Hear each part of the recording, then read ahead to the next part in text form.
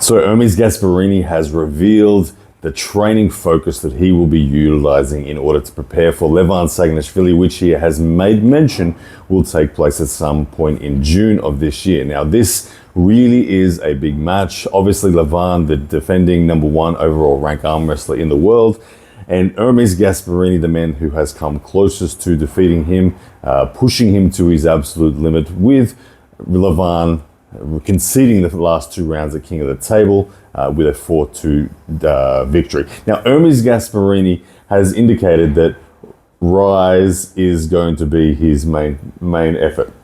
Now, if we look at what that means and how that is going to translate to the table, Ermes Gasparini, in the round where he came closest to Levan, had great knuckle height, but he still lost a touch of it before Levan went sideways, and then Ermes Gasparini was able to get a stop with a flop wrist defense and start to push through. Now, if he is able to maintain knuckle height during the initiation, everything changes.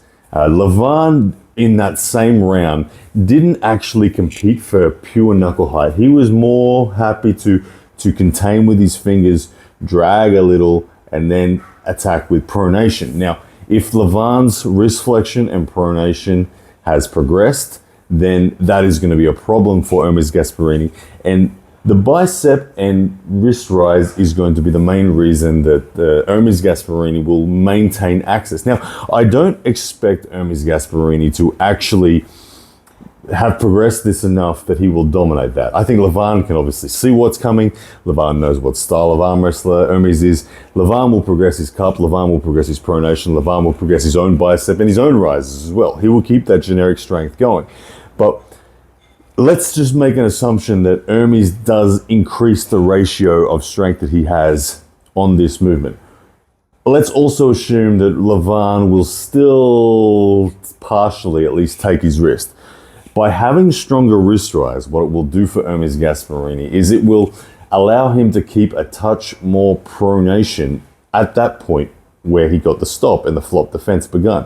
Now, when you are in a flop defense, if you have pronation still activated, you have much more access to your back pressure and much more access to your shoulder to start to drive through with ultimately side pressure, ending in a flop press. Now, if you get your rise completely taken away from you, you will usually get turned directly palm up, and you only really have a direct upward defense, and it's very difficult to get any substantial back pressure involved, and all you can do is survive and then purely flop press. So if Ermes Gasparini keeps his knuckle or his ulnar deviation just slightly higher in this event, what it will mean is that he will continue to have access to his brachialis, to his brachioradialis through the forearm, which is really the key to him having a strong defensive shape. Now, Ermes Gasparini has classically been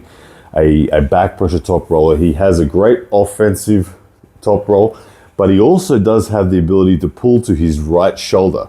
And if he pulls to his right shoulder with pronation still engaged, we're going to see Levan's wrist flexion really stretched out and Levan's side pressure becomes minimized. Now, what this opens the door to, however, is the Levan flop press. We've seen the Levan flop press happen against Devin Larratt, and it had no dramas. But remember, ladies and gentlemen, Ermes Gasparini will say that he has never been pinned by someone flop pressing.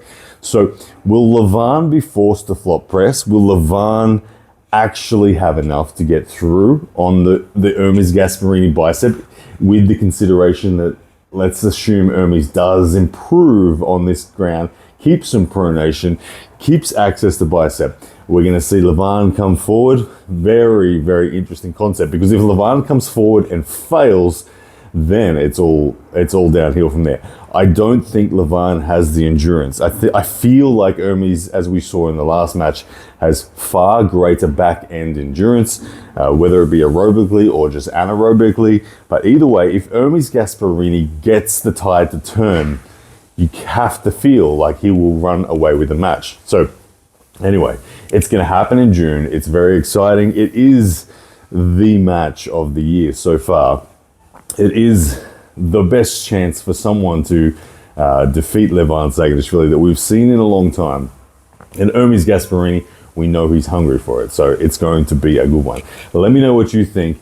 If Ermes Gasparini keeps his rise and keeps access to back pressure, will Levan have enough to flop press through, or will it be good night and a new world number one?